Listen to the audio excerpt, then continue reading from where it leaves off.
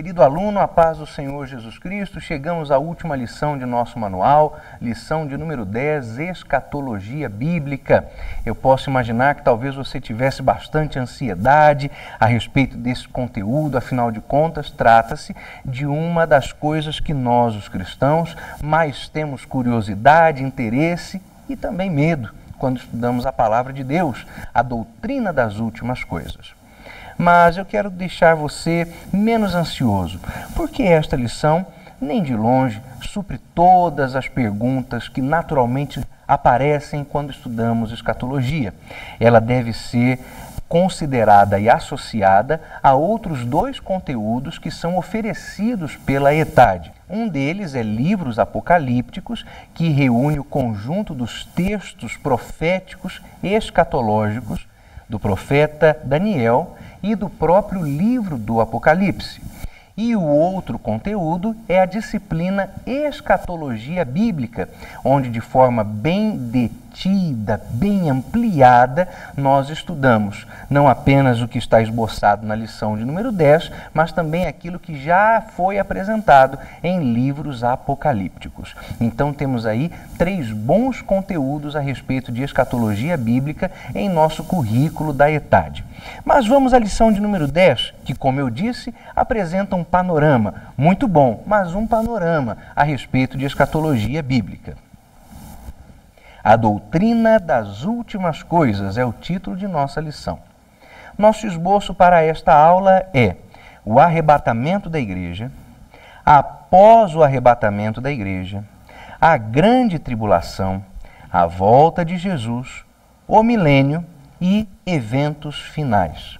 Nossos objetivos são citar as 2 fases da segunda vinda de Jesus, mencionar os motivos da invasão de Israel pelo reino chamado Gog, dizer por que os homens crerão no anticristo, definir o significado de Armagedon, expor os propósitos do milênio e explicar por que Satanás será solto. Começando pelo texto introdutório desta aula, o termo escatologia, isoladamente, diz respeito aos fins últimos do homem, portanto, um assunto extra-bíblico. Quando falamos em extra-bíblico, aqui estamos nos referindo ao fato de que nem todos os detalhes e pormenores concernentes ao estado eterno da igreja, aos eventos últimos, estão descritos na Bíblia. Algumas coisas, você verá, permanecem sem resposta. Porém, nosso objetivo é o estudo da escatologia bíblica, a teologia sistematizada que trata da doutrina das últimas coisas segundo as Escrituras, isto é, os eventos por acontecer, como a morte, a ressurreição, a segunda vinda de Cristo, o final dos tempos, o juízo final e o estado futuro. Bom, mas vamos começar perdendo o medo da escatologia. Quando olhamos para o tempo futuro, sobretudo aquilo que é contado a nós através de João, que recebeu essa visão na ilha de Patmos, muitos de nós têm a impressão de estar diante de mistérios insondáveis.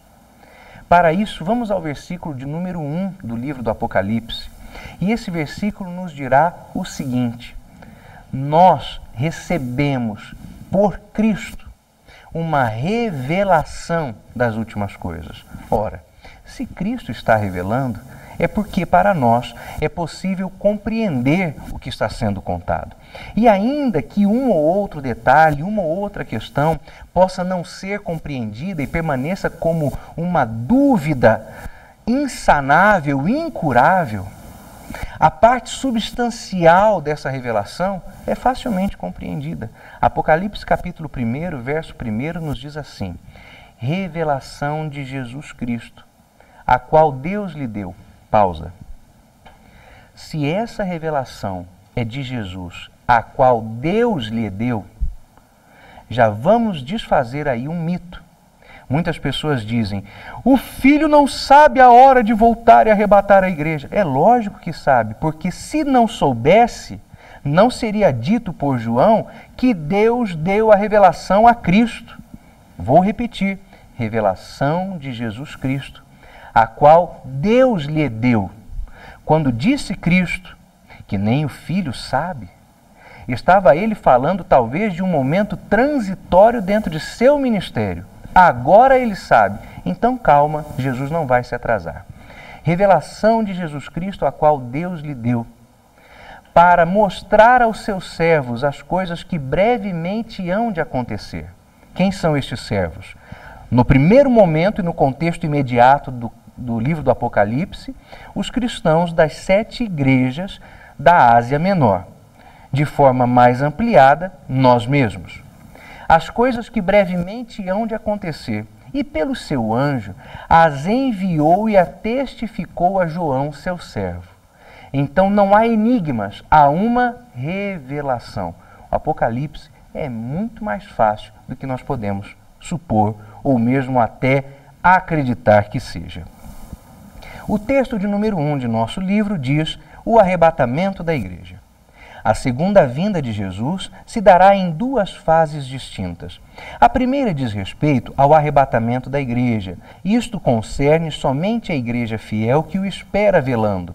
A segunda fase diz respeito à manifestação física, pessoal, aparente, visível de Jesus, acompanhado dos seus santos e dos anjos. É um mistério que só será compreendido quando acontecer. Somente os fiéis, mortos ou vivos, ouvirão os toques divinos da chamada vindos do céu e serão arrebatados pelo poder de Deus ao encontro do Senhor nos ares. Vamos começar então falando sobre o arrebatamento da igreja, a vinda do Senhor Jesus Cristo. Quando falamos sobre a vinda de Cristo, não é difícil.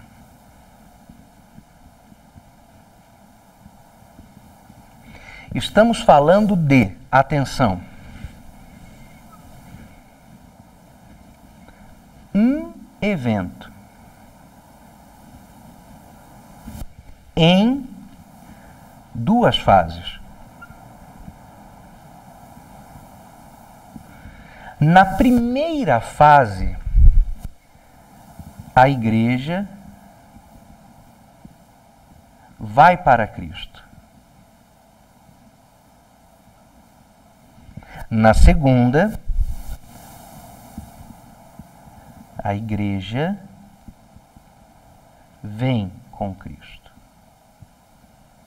Mas como é que alguém pode afirmar que a vinda de Jesus é um evento em 2 fases? Como isso? Por causa da imensa quantidade de versículos, e aí o seu manual mostra as referências, você vai ter que ler, que falam da vinda do Senhor Jesus Cristo com 2 características distintas. Fala da vinda na terra, da vinda no céu. Fala da vinda onde a igreja vai e da vinda onde a igreja vem. Fala da vinda onde Cristo recebe e da vinda onde Cristo desce. Logo você observa que esta vinda de Cristo é descrita em 2 formas diferentes, em 2 linguagens distintas. E isso caracteriza 2 etapas distintas dentro do mesmo evento. Na primeira dessas etapas, acontece aquilo que, conforme cantamos no hino 300 da harpa cristã, é a nossa esperança, o arrebatamento da igreja. Para entendermos os sinais, não há para onde correr. Mateus capítulo 24. Então, quais são esses sinais? Fala sobre apostasia, sobre falsos profetas, sobre guerras e rumores de guerra, sobre fomes, pestes e perseguição.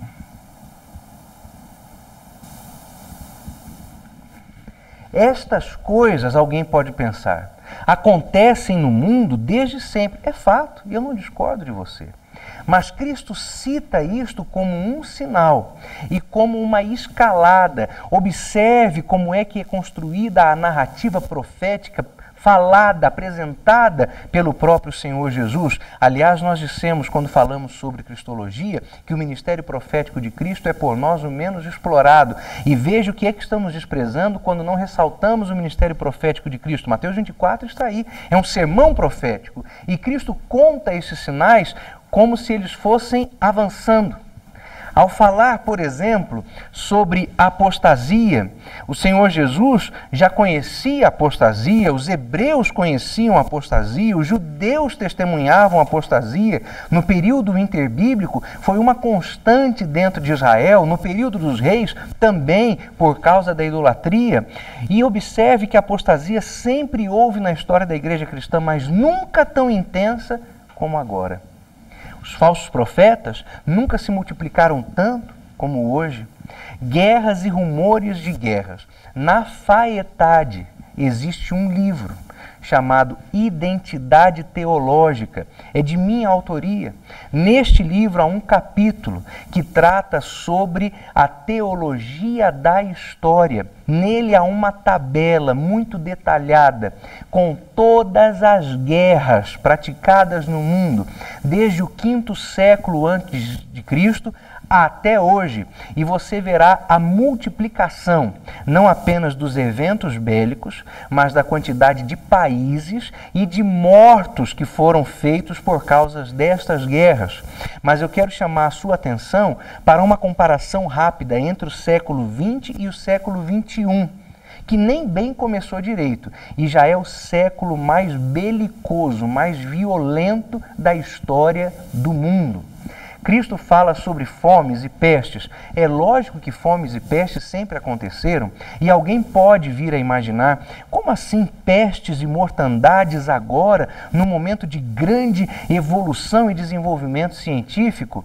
Basta que você preste atenção no seguinte: talvez as pestes mencionadas por Cristo não sejam, num primeiro momento, associadas à mortandade, mas assim a sua multiplicação e ocorrência cada vez maior. Todos os anos nós vemos as autoridades médicas e sanitárias alertarem a população mundial quanto ao surgimento de novas doenças, e nós vemos pessoas morrendo de gripe em pleno século XXI. E fomes. Pensar na fome hoje é coisa que causa muito mais alarde do que pensar nos eventos de fome de 100, 200, 500 ou 1000 anos atrás. E por quê? Porque hoje aquilo que a terra produz é suficiente para alimentar a sua população total e um tanto mais além dela. Mesmo assim, ainda há pessoas morrendo de fome. Quando falamos em terremotos, em maremotos, neste mesmo livro que citei, Identidade Teológica, do currículo da Faetade, há uma tabela com todos os eventos de terremotos dos últimos 1000 anos.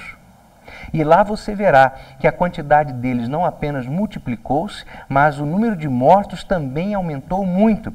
E o século XXI, friso novamente, que nem bem começou, já é o século mais chacoalhado por terremotos em toda a história da humanidade. Estes são os sinais que antecederão o arrebatamento, a primeira fase da vinda do Senhor Jesus Cristo. A partir daí, eu quero que você considere os eventos do Apocalipse como se eles se desdobrassem, se abrissem em duas linhas de tempo. Uma é celestial, a outra é terrena. Então vamos pensar assim.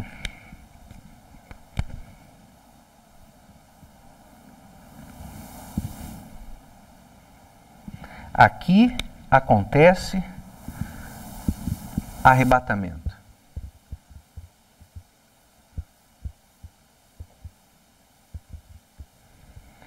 A partir desse momento, a história do mundo vai caminhar como que em duas linhas do tempo que vão se unir de novo ao final de alguns eventos escatológicos.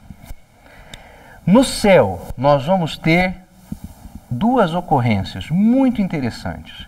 A primeira se chama Tribunal de Cristo. A segunda, Bodas do Cordeiro. Enquanto isso, na terra estarão sendo contados os 7 anos de tribulação. O primeiro período, que você conhece tão bem de cor, 3 anos e meio de falsa paz, seguidos por mais 3 anos e meio de angústia. Antes de falar disso, vamos pensar no céu. Quando falamos sobre o tribunal de Cristo, precisamos desmistificar uma coisinha na nossa cabeça. Nós pensamos no tribunal de Cristo como um evento sem maiores implicações. Pensamos assim, é um tribunal das obras, se eu cheguei lá, estou salvo. E aí muitas pessoas começam a viver um cristianismo bem relaxado. Algumas pessoas fazem como fazem as crianças em idade escolar, que pegam o boletim e veem suas notas e dizem assim, passei raspando, mas passei. E aí elas imaginam, vou chegar no tribunal de Cristo, que será um tribunal de obras, cheguei ali, estou salvo. Cuidado. O apóstolo Paulo diz assim aos crentes em Roma, que eles não se esquecessem que todos compareceriam diante do tribunal de Cristo para receber conforme as suas obras, quer boas, quer más. Cristo fará mesmo um julgamento de obras, mas o que são as obras senão as ações das almas? Ainda que chegando ao tribunal de Cristo você possa pensar aliviado, salvei-me do inferno, ainda lá haverá um juízo pelas suas obras, boas ou más, todas elas. E Paulo frisa, todos seremos recompensados mediante as nossas obras. Para que a misericórdia exceda a justiça precisa ser feita. E é neste momento que o tribunal de Cristo vai se revelar como um lugar de intensos constrangimentos. Uma das maiores proclamações escatológicas que eu ouvi diz o seguinte: o céu é lugar de surpresa. Alguém pode pensar que os renomados pastores, os grandes cantores, os pregadores mais proeminentes serão aqueles que no céu serão mais galardoados. Eu digo que não. A julgar por uma pista, uma dica que o Senhor Jesus Cristo deu, quando no templo, no instante em que chegavam as pessoas e depositavam altas somas de dinheiro em oferta, Cristo viu o que ninguém viu, uma viúva depositar no gasofilácio apenas 2 moedinhas. Cristo viu o que ninguém mais viu. Essa será a tônica jurídica do tribunal do Senhor Jesus Cristo. Observe aí qual é a jurisprudência do Senhor Jesus Cristo para fazer juízo no seu tribunal. É de obras? É, mas é lugar de constrangimentos. Não brinque com a sua salvação. Depois disso, haverá o lugar para as bodas do Cordeiro. Eu não quero inculcar em sua cabeça que enquanto que na terra serão 7 anos de tormento, lá no céu o tribunal de Cristo e as bodas vão durar 7 anos também, porque estamos falando do céu. Então não fique contando o tempo no céu com esse relógio, porque não funciona. Mas é uma boa forma imaginar que em paralelo a estas celebrações, tanto a do tribunal quanto a das bodas do Cordeiro, quando a igreja será servida por Cristo, estará acontecendo o tempo de angústia aqui na terra. Mas estas bodas do Cordeiro, para mim, é um dos textos envolvendo Jesus com mais beleza, de maior maravilha e doçura, e que também causa no meu coração uma certa compaixão pelo meu Cristo, que é quando na instituição da ceia, na celebração da última Páscoa, Jesus olha para os discípulos e diz assim: eu desejei muito comer convosco esta ceia, porque eu não tornarei a comê-la novamente, até que ela se cumpra no céu. A igreja estará no céu e o mundo em tempo de angústia. Antes que alguém pergunte, vamos responder: então a igreja não passa pela grande tribulação? Glória ao Filho que não. Conforme diz o profeta Jeremias, aquele tempo será um tempo de angústia para Jacó, e Jacó é Israel. Você, igreja, você não tem nada que ver com esse negócio aqui. A igreja é arrebatada antes da grande tribulação. Para isso e as provas bíblicas, que não temos tempo aqui, você deve recorrer às matérias que tratam sobre os livros apocalípticos e a própria doutrina de escatologia disponíveis no currículo da ETAD. Mas esse período de 7 anos, 3 anos e meio de falsa paz e depois 3 anos e meio de angústia, é aquele período praticamente místico, cabalístico, que causa terror nas pessoas, que nós chamamos de a 70ª semana do profeta Daniel.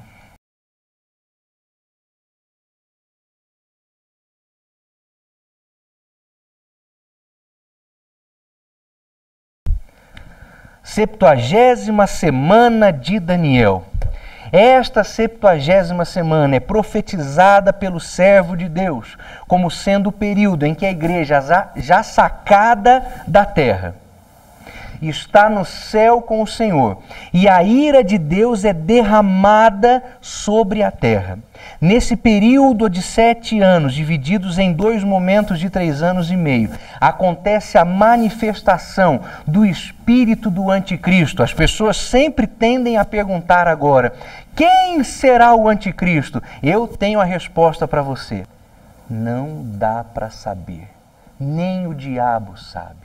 A cada momento da história, Satanás, por não saber quando é que Cristo vai buscar a igreja em arrebatamento, tem alguém pronto, preparado para agir como seu enviado, como anticristo, mas não dá para saber quem é. O que nós podemos dizer sobre essa pessoa é que ela é carismática, sedutora, alto poder de convencimento, boa oratória. O mundo seguiria esta pessoa de bom grado, aplaudiria-na. Diria: eis aí nosso líder, o nosso libertador. O que me faz pensar que algumas figuras políticas do tempo presente bem encarnam isso.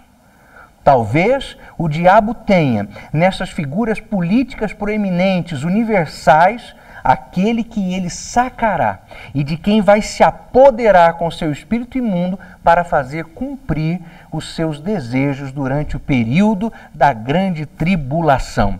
E o que é que vai acontecer nesse momento? Se instalará sobre a terra um momento de ordem. E por quê? Porque imagine o que seriam hoje, talvez 1,2 bilhão de seres humanos cristãos, salvos, sendo sacados da terra no arrebatamento. O mundo vai entrar em caos. 1/7 da população mundial vai sumir. Quando nós cantamos em nossas igrejas, não é só para mexer com as nossas emoções, é fato. Aviões sem seus pilotos indo para a destruição. O hino diz: o mercado está vazio, seu barulho já cessou. O martelo dos obreiros também já cerrou o seu afazer. O mundo ver-se-á mergulhado em uma catástrofe, no desaparecimento de mais de 1 bilhão de seres humanos. O caos instalado, se levanta alguém para colocar ordem em tudo. Esta pessoa é o anticristo. É um líder político para fazer cumprir aquilo que Satanás quer. Esse líder político é apoiado por um líder religioso, que é o falso profeta. E ambos então criarão um ambiente para a instalação de uma religião mundial. Será o fim de todas as religiões do mundo.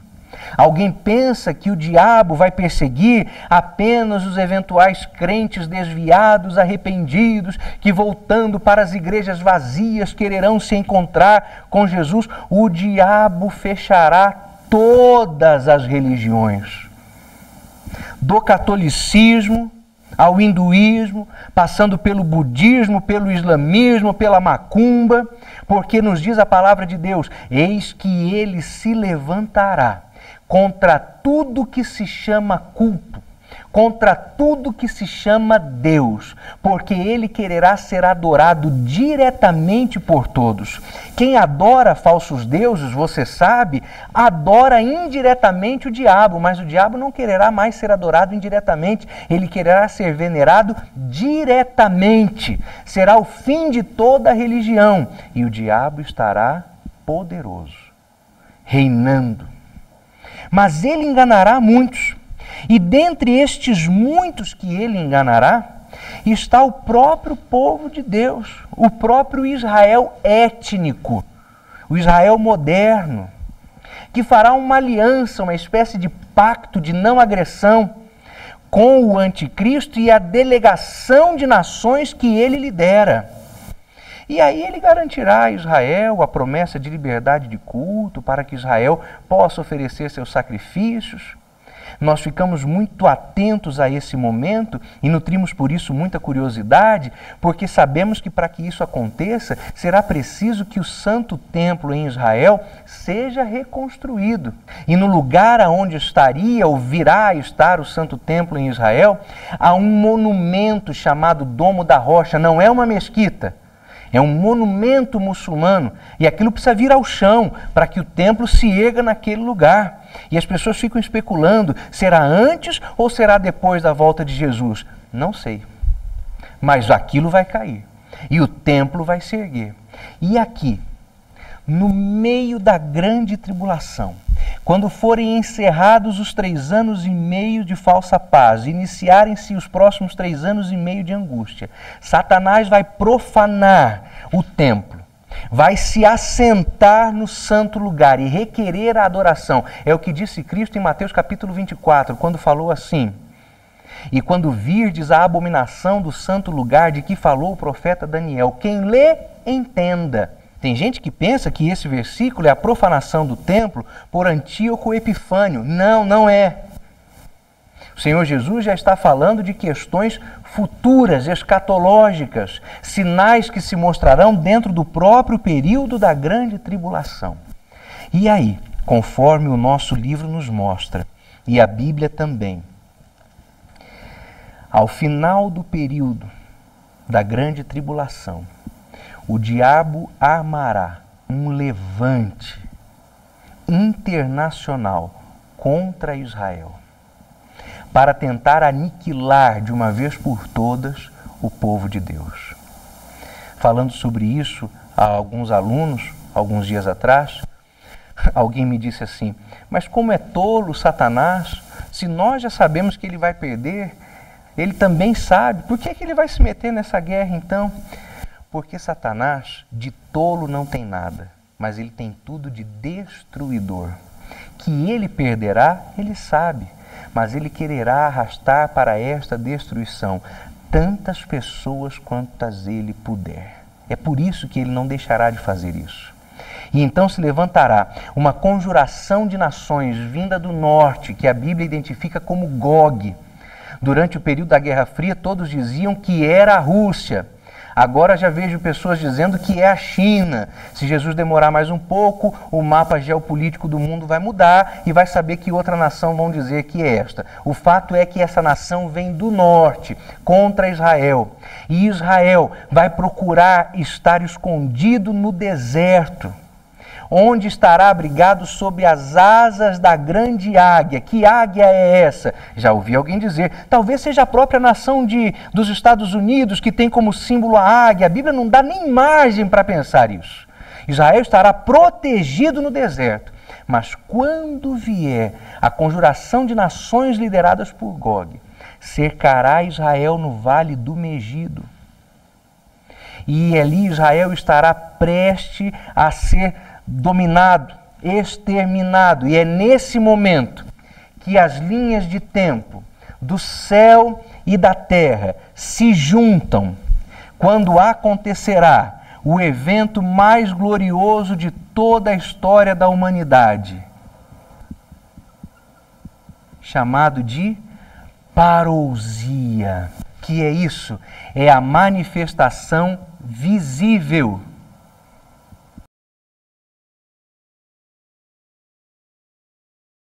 Nesse momento, aqui na parousia, nós estaremos testemunhando o ápice da batalha do Armagedon.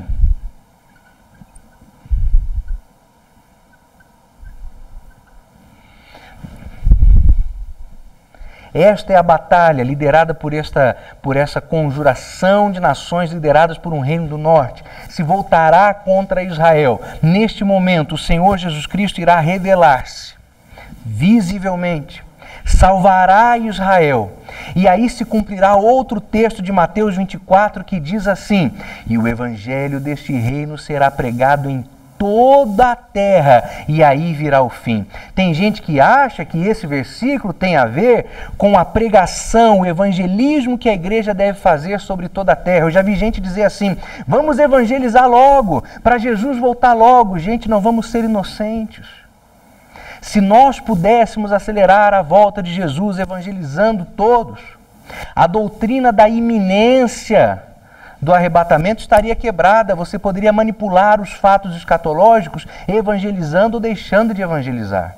Esse texto de Mateus 24 refere-se ao povo de Israel que neste momento vai olhar para Cristo, vai reconhecer que Jesus Cristo é Deus e vai dar testemunho de que Cristo é Deus a todas as pessoas da terra.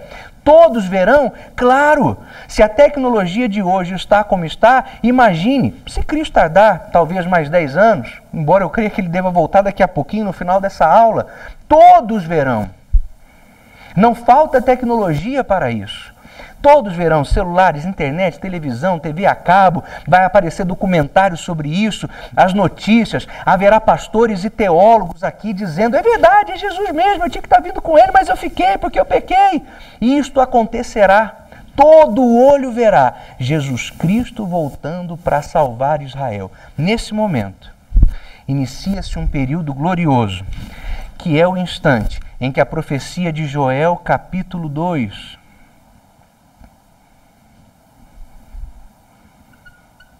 vai se cumprir de forma plena. Esse é o instante do reino milenial.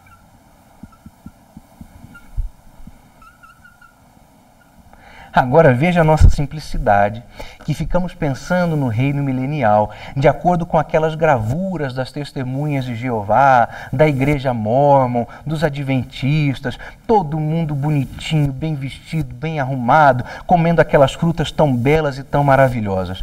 Será assim, mas não no começo. Porque o reino milenial se inicia com Satanás sendo preso. Você já imaginou o diabo e seus demônios sendo presos por 1000 anos? A fúria desse capeta? A maneira como ele vai tentar se rebelar e tentar matar mais gente antes de ser lançado nessas profundezas por 1000 anos? A Bíblia diz que na batalha do Armagedon haverá cadáveres, corpos insepultados em toda a face da terra, até que aquelas figuras assépticas dos testemunhas de Jeová se cumpram. Passaremos alguns bons anos esperando que Cristo estabeleça de forma plena o seu reinado sobre o mundo.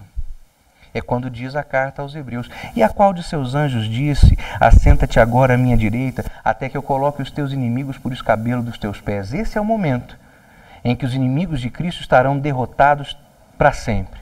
E aí ficamos pensando: é o milênio, que maravilha! O Senhor Jesus vai reinar, cetro de justiça e equidade. É verdade mesmo, mas não vai pensando que será um reinado assim de amor, Jesus, paz e amor, porque se fosse a Bíblia não diria que Cristo vai reinar com vara de ferro. Eu não quero assustar você, mas procure pensar um pouco a respeito disso. Talvez Cristo seja mais terrível que o mais terrível dos ditadores. Vara de ferro é para castigar os rebeldes. Mas será? É lógico. E a rebeldia permanecerá mesmo durante o milênio. Qual é a prova disso? É que quando o diabo for solto, ao final daqueles 1000 anos, ele tentará as nações. E adivinha só o que vai acontecer?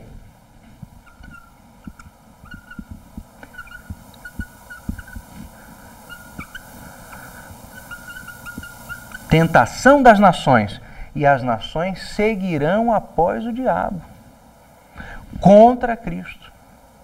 E neste momento estamos nos aproximando daquilo que é a derradeira, a última vitória do Senhor Jesus Cristo sobre o mal, sobre o pecado, sobre Satanás.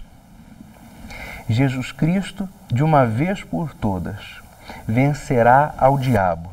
Nesse instante, nós seremos precipitados no maior tribunal jamais imaginado por homem algum.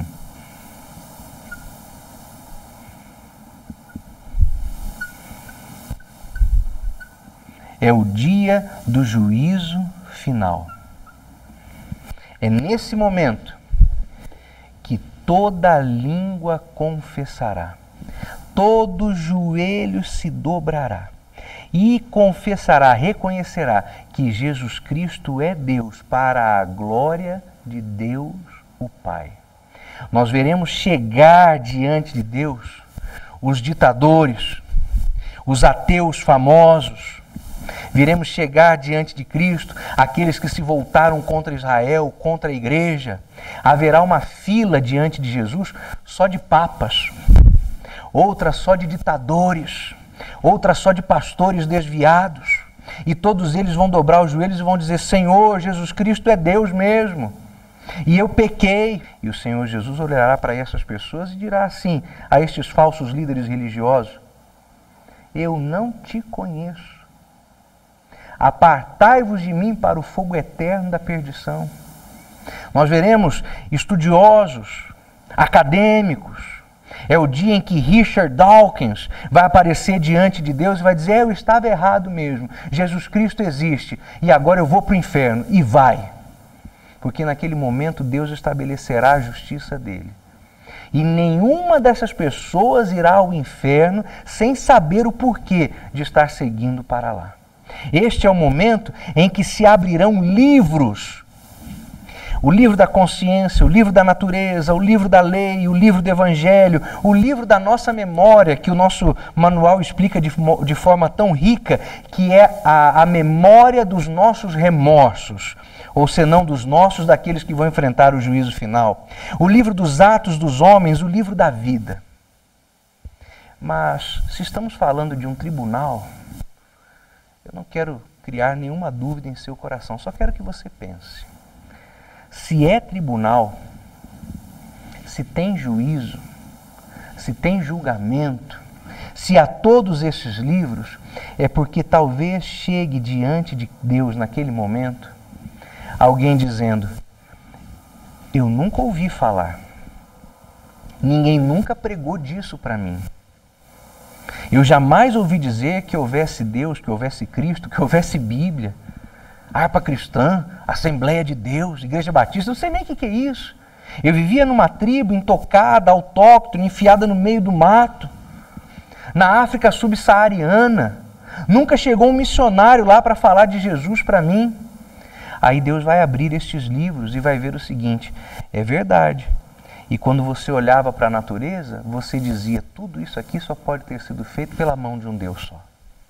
Realmente você nunca ouviu falar de Jesus, mas quando você olhava para o céu, dizia: o céu manifesta a existência de um ser muito maior do que qualquer outro ser adorado por qualquer dessas tribos aqui ao meu redor. E neste dia de juízo final, segundo aquilo que o nosso Deus registra em todos estes livros que estão dispostos aqui com fartura de referências bíblicas, talvez nós vejamos almas sendo salvas da perdição. Elas não se tornarão em igreja, porque a igreja já está com Cristo desde o arrebatamento, mas elas não serão condenadas a este fogo para onde irão aqueles que conscientemente recusaram o Senhor Jesus. É tribunal, é juízo. Pense nisso, pense nisso. E finalmente, após tudo isso, nós entraremos no que é chamado de estado eterno da igreja. E não só da igreja, mas o estado eterno dos mortos, do diabo, dos demônios, dos anjos que estão aprisionados, conforme fala a Epístola de Judas, versículo 6, que estão nas regiões profundas do abismo. Todos os seres mergulharão no estado eterno, destino último de suas existências. A igreja para sempre com Cristo, vivendo em uma nova grei com aqueles que no grande trono branco alcançaram misericórdia da parte de Deus. As almas dos homens condenados, mergulhadas no lago eterno de fogo ardente, onde também estarão castigados para sempre e irremediavelmente Satanás e todos os seus anjos caídos. O estudo escatológico não é para meter medo e nem para confundir. É para dar esperança ao nosso coração. Encerro aqui citando as palavras do apóstolo Paulo à igreja em Tessalônica, quando ele diz assim: não desejo, irmãos, que desconheçais a respeito daqueles que dormem, para que não sofrais como aqueles que estão sem esperança. A mensagem escatológica é para dar esperança. Para que nós não interrompêssemos essa exposição dos fatos escatológicos, que é um pouco longa, eu não fiz a leitura habitual, como nas outras aulas, dos textos que compõem a nossa lição. Mas antes de seguir para os exercícios, leia estes textos. Verifique as referências bíblicas. O livro tem abundância delas. E tudo o que eu falei está amparado nessas referências. E assim, e só depois disso, você faça os exercícios. Isso será uma grande bênção para o seu aprendizado. Eu me despeço de você aqui, depois dessa jornada tão longa, dessa caminhada de 10 aulas, de tantas horas de vídeo, pedindo ao nosso Deus que o seu esforço seja recompensado no Senhor. Certamente, permitindo Deus, nós nos veremos em outras matérias, nos veremos quando você chegar à faetade, mas ainda que isso não aconteça, certamente nós nos veremos nos céus, quando estaremos para sempre com o Senhor. E que Deus em Cristo Jesus abençoe a sua vida.